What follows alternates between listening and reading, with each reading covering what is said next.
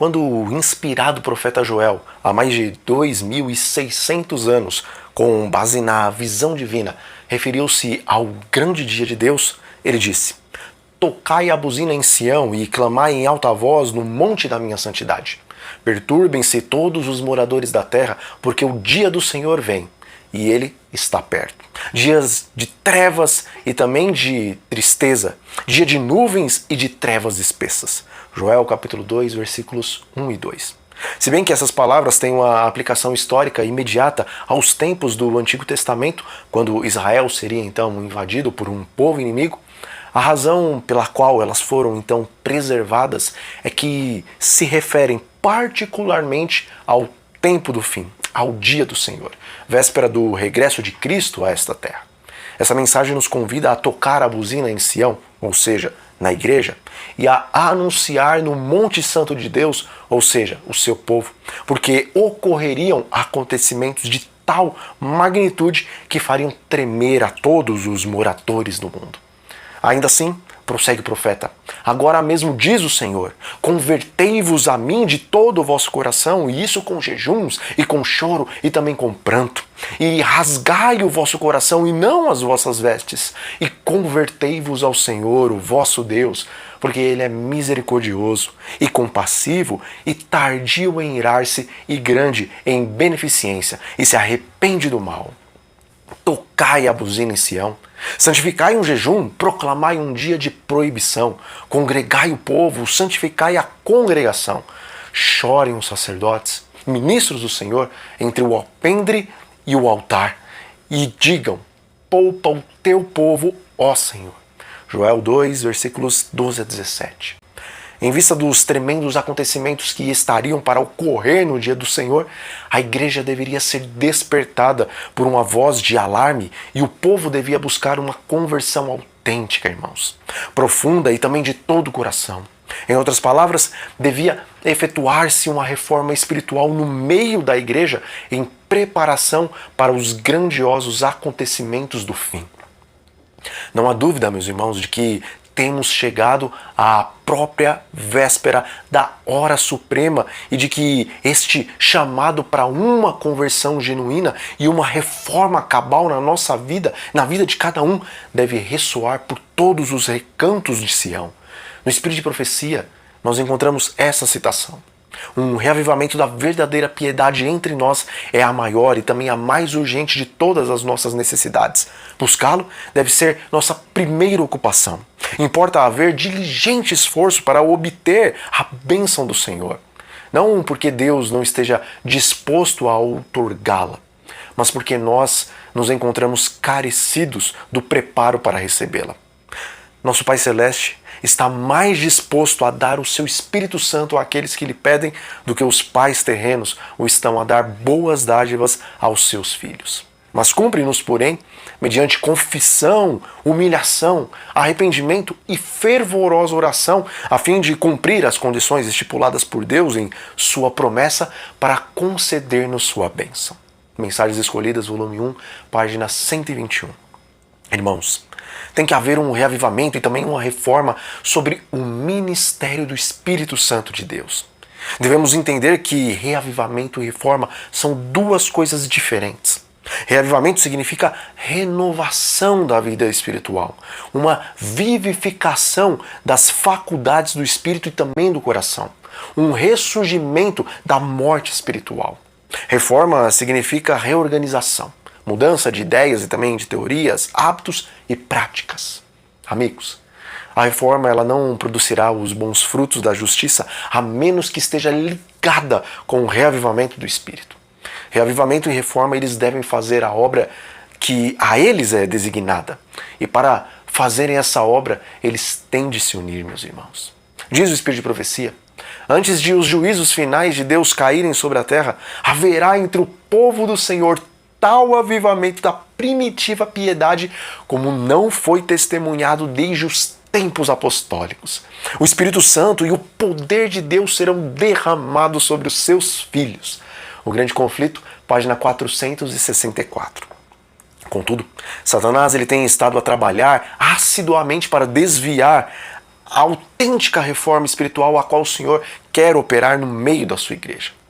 Este tem sido o método do grande inimigo desde os dias antigos: adulterar o verdadeiro e oferecer uma falsificação para promover a desordem no povo de Deus, e também o caos e a perdição em lugar da verdadeira conversão e da vida eterna. A verdade é que em todo avivamento está ele, Satanás, pronto para introduzir os de coração não santificado e também desequilibrados de espírito. Nenhuma reforma, na verdade, em toda a história da igreja foi levada adiante sem encontrar sérios obstáculos, meus irmãos. Assim foi no tempo de Paulo.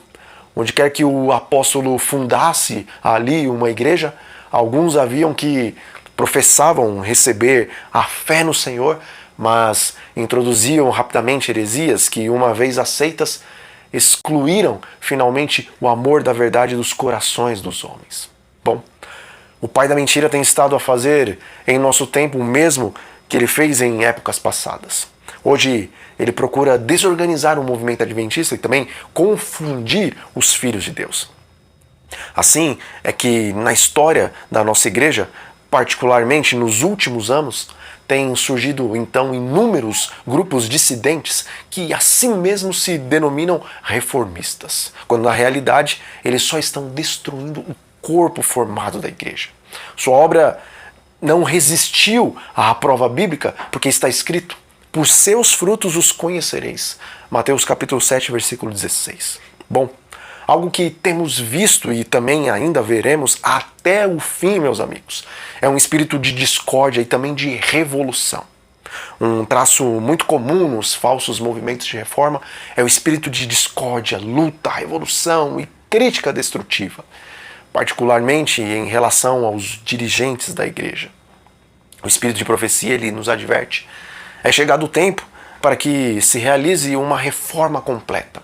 Quando essa reforma começar, o espírito de oração atuará em cada crente e vai banir da igreja o espírito de discórdia e de luta.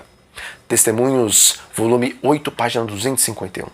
Em outras palavras, o primeiro fruto de uma reforma é a eliminação da discórdia, da crítica e do espírito de revolução entre os que são afetados por essa reforma. Também, outro dos métodos que o arqui-enganador utiliza para enganar as almas que não estão atentas é a proclamação de alguma nova luz. É claro que o povo de Deus poderá ter mais profundo entendimento com relação às profecias bíblicas. E é claro que Deus nos concederá mais luz com relação à verdade a qual nós já temos. Contudo, qualquer luz adicional não pode remover os marcos antigos e nem ir contra as colunas da nossa fé. Irmãos, Jesus nos disse que, se possível fosse, Satanás e os seus agentes, nos últimos dias conseguiriam enganar até mesmo os escolhidos.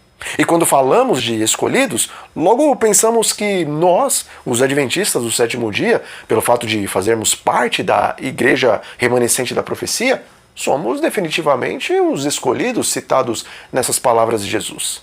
Contudo, os escolhidos não são, na verdade, os adventistas do sétimo dia que estão hoje na igreja.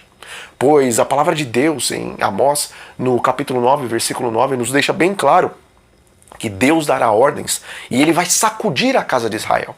E nós sabemos que tais palavras também se aplicam à nossa igreja e aos nossos dias. Os escolhidos do tempo do fim realmente guardam os mandamentos de Deus e terão a fé de Jesus. Mas os adventistas que hoje não têm feito uma entrega verdadeira das suas vidas nas mãos de Cristo, esses não farão parte dos escolhidos. Pois os escolhidos são aqueles que, por fim, recebem o selo do Deus vivo. E o selo de Deus não é a mera guarda do sábado, mas sim o caráter de Deus imprimido na mente de cada cristão. Irmãos, todos que desejarem estar em pé naquele dia precisarão urgentemente de uma preparação neste tempo presente. E a verdadeira preparação consiste em um reavivamento e também em uma reforma.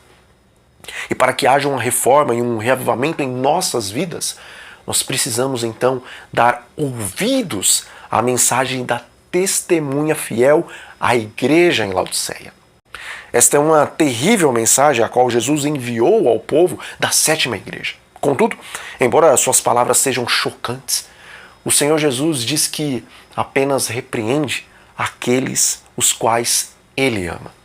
A mensagem de Jesus para a igreja que Ele tanto ama é uma mensagem que abate a presunção e o engano da justiça e também da suficiência próprias, produzindo assim um espírito sincero de arrependimento, confissão de pecados e também de limpeza do coração. Nessa mensagem à nossa igreja, Jesus nos diz que nós somos mornos. E, irmãos, a menos que saiamos dessa situação pelo poder de Deus, pelo poder do Espírito Santo, não poderemos confiar que, chegando no momento do decreto dominical, poderemos então tomar uma decisão definitiva ao lado de Cristo e que então viveremos ou morreremos para a glória do Senhor naquele tempo. Se nesse momento de paz nós não conseguimos viver uma vida cristã, no momento de guerra e de perseguição, não conseguiremos negar o próprio eu para receber o vitupério, o qual os santos irão experimentar naqueles últimos dias. O mundo inteiro nos odiará. Deus somente aceita o crente que o ama realmente. E se nesse momento em que há paz, não demonstramos que amamos a Cristo, naquele momento de guerra e de perseguição contra a igreja, Ele, Jesus, também não nos irá aceitar. Pois Ele sabe que só correremos para Ele naquele tempo por causa do medo ou por causa das pragas e da destruição eterna. Nós não podemos enganar a Cristo, irmãos. Diz o Espírito de Profecia.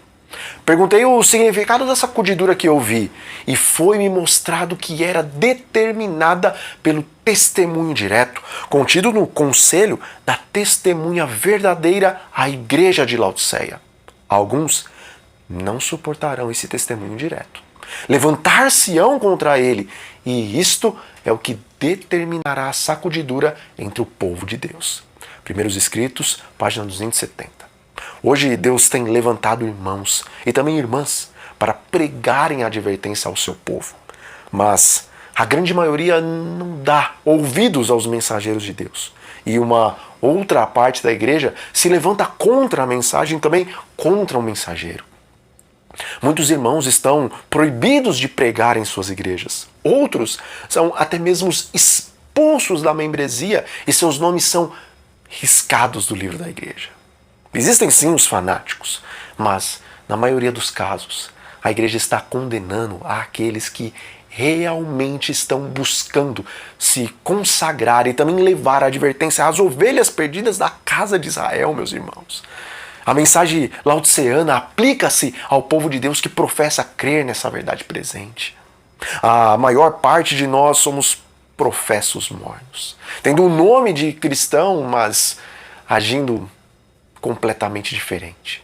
Professamos amar a verdade, todavia somos deficientes no fervor e também no devotamento cristão.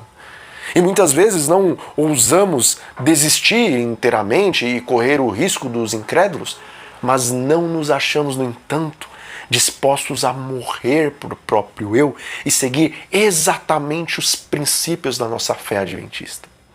Não nos empenhamos inteiramente e de coração na obra de Deus, identificando-nos com os seus eternos interesses, mas nos mantemos afastados e estamos prontos para deixar os nossos lugares quando os mundanos interesses pessoais exigirem isso. Irmãos, quando Jesus disse para aquela multidão que quem não comesse sua carne e não bebesse o seu sangue não teria vida em si mesmos, todos o abandonaram, ficando somente os seus apóstolos.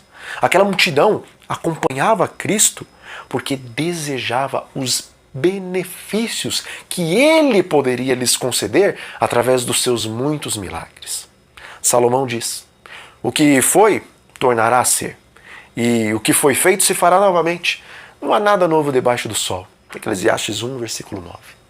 Assim como aquela multidão abandonou a Cristo quando ele disse exatamente em que consistia ser um seguidor dele, da mesma forma, os que estão dentro da igreja, mas não querem virtualmente comer a carne e beber o sangue de Cristo, também o abandonarão naquele tempo.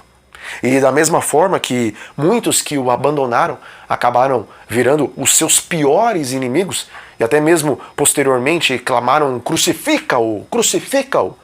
Os adventistas que hoje estão rejeitando a mensagem de advertência e que abandonarão a igreja, se tornarão também os piores perseguidores do povo de Deus nos últimos dias. Irmãos, precisamos comprar hoje de Cristo o ouro refinado pelo fogo, que é a verdadeira fé e o amor. Necessitamos agora das vestes brancas, que é aquela justiça a qual vem da parte do céu, a qual não é apenas um revestimento exterior, mas uma justiça interior também, pois aquele que é justificado pelo sangue de Cristo, esse recebe um novo coração, o qual ama a lei de Deus e que prefere morrer do que pecar, tal como Jesus também pensava. Precisamos, amigos, do colírio do Espírito Santo, pois só conhecemos a teologia. Mas a teologia não pode realmente revelar as profundezas dos mistérios espirituais de Deus, pois as coisas espirituais se discernem espiritualmente. 1 Coríntios 2, versículo 14. Devemos abrir hoje nossos corações para que o Espírito Santo faça morada em nós, meus amigos. Devemos clamar diariamente pelo batismo do Espírito Santo em nossas vidas, pois sem ele o cristianismo não tem valor nenhum. Os sacerdotes e também os escribas, eles eram versados nas escrituras, mas, por não serem espirituais, a simples letra sem o poder do Espírito Santo nada adiantou para eles. Meus irmãos, eis que o fim se aproxima muito rapidamente e Deus está segurando os ventos das guerras por sua e por minha causa, porque Ele não deseja nos destruir naquele dia. Mas o cálice da ira do Senhor está a ponto de transbordar e Ele não pode esperar por muito mais tempo. Façamos agora, irmãos, uma entrega total de nossas vidas a Deus para que não venhamos a dizer posteriormente: passou a cega, findou o verão e nós não estamos salvos. Jeremias 8, versículo 20. Oremos. Senhor, nosso bom Deus e Pai, nós lhe agradecemos pela tua infinita misericórdia por enviar o seu Filho amado, Jesus Cristo, para morrer por nós na cruz do Calvário. Senhor, pedimos que envie sobre nós o teu Espírito Santo a fim de termos os nossos olhos e também os nossos ouvidos abertos para compreendermos o que é necessário fazer a fim de nós estarmos preparados para o fim de todas as coisas. Lembre-se de uma maneira toda especial, Pai, dos pastores e também de todos os líderes da igreja, para que o teu povo receba deles alimento sólido. E é em nome de Jesus que nós oramos a Ti e lhe agradecemos desde já. Amém. Amigos, um forte abraço e até a próxima.